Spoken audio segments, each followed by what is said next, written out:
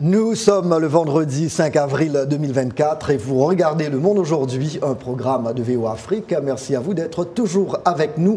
C'est vendredi et c'est l'heure de Culture Hebdo, un rendez-vous hebdomadaire avec Roger Muntu. Bonsoir Roger. Bonsoir Jacques, j'adore la cravate. Hein. Merci beaucoup. Un plaisir de vous retrouver, ça fait un bail. Ça fait vraiment un bail, oui, je vous ai dit, hein, c'est toujours un grand plaisir d'être là avec Jacques.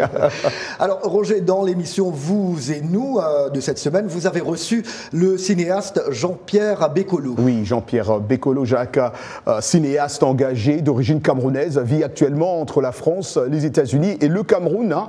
Il est actuellement en tournée cinématographique, participant à différentes projections et discussions sur ces différentes œuvres, notamment, bien sûr, Nous, les Noirs. Bekolo était notre invité, vous l'avez dit, dans Vous et nous, ici à VOA Afrique. Suivant.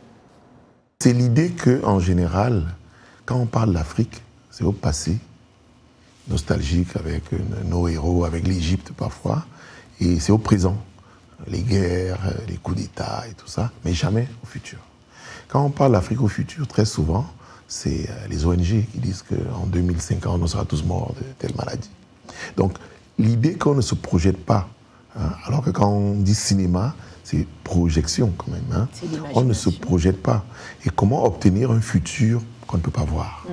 À Yaoundé, quand tu demandes à un jeune comment il voit le Cameroun dans 100 ans, il voit Paris ou New York. Ouais. Donc, quelque part, le cinéma pourrait donner des idées, hein, un peu proposer des images qui permettraient éventuellement que cette fiction, que ces images fabriquées, inventées, deviennent réalité un jour.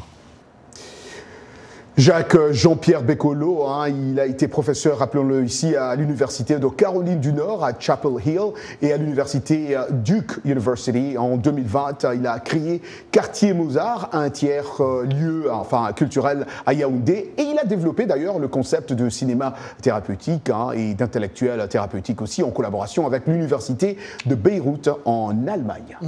Et Roger, autre invité, car cette semaine, vous avez également reçu l'actrice de The Color Purple, Felicia Pearl Mpassi. Oui, il y a bien sûr 2 ans et demi au cœur de la pandémie, et alors qu'elle se retrouvait en famille en République démocratique du Congo pour les funérailles de sa grand-mère, Felicia Pearl Mpassi est tombée sur un appel de casting pour le rôle de Célie dans le film The Color Purple. Lorsque l'actrice est retournée chez sa mère ici aux États-Unis, à Silver Spring, elle est descendue au sous-sol pour installer un éclairage et un dispositif d'enregistrement. Le reste, Jacques, appartient à l'histoire. Suivons un extrait de cet entretien. Mon manager travaillait dans l'agence avec laquelle j'ai signé et embauché mon agent. Elle a donc passé un coup de fil et m'a dit « Tu vas signer avec ce client pour lui rendre service ».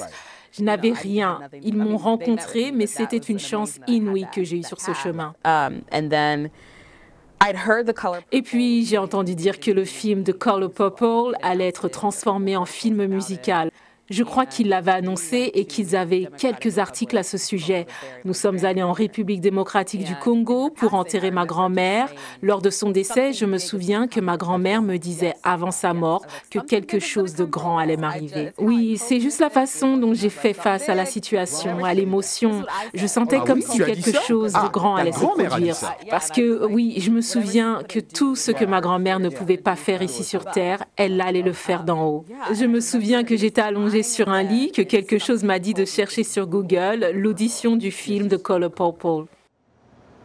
En ce moment, l'actrice partage le sentiment triomphant de Célie et maintenant, ce qu'elle souhaite, c'est demeurer dans ce monde du cinéma. Elle travaille sur l'écriture d'un pilote de télévision et d'un long métrage. Elle a hâte de jouer un jour la fille de Viola Davis. Waouh, grande actrice américaine on qui est a passé obtenu même pas mal de prix, un Oscar notamment. Voilà, très bien. Absolument. On est passé vous dire bonjour, elle voulait vous dire bonjour, mais vous n'étiez pas là ce jour-là. Quel dommage. Exactement. Mais que des gens de talent, Roger, que vous avez reçus cette semaine. Jacques. Merci beaucoup, à vendredi prochain. Merci, à vendredi. Merci. Bon week-end. Le monde change. Les temps paraissent incertains. Et ce que l'on entend est souvent différent de ce que l'on voit. Alors nous recherchons la vérité. Quand on ne nous raconte qu'une partie de l'histoire, nous perdons confiance. En temps de crise, nos rêves, nos espoirs et nos souhaits d'un avenir meilleur dépendent d'une presse libre. À la Voix de l'Amérique, nous vous apportons les nouvelles que des gens prennent des risques pour voir. Nous connectons le monde et l'unissons par la vérité. La Voix de l'Amérique, c'est l'actualité dans sa totalité.